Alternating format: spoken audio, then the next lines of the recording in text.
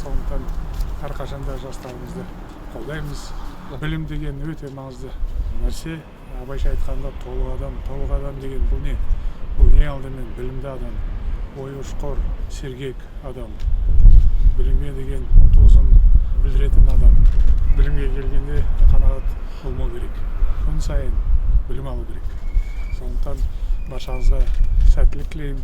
Мен ойлаймын, келешекте еліміз өте дамыған озық ел болады, бірақ бұл мақсат өздеріңізге байланысты. Рахмет сізге.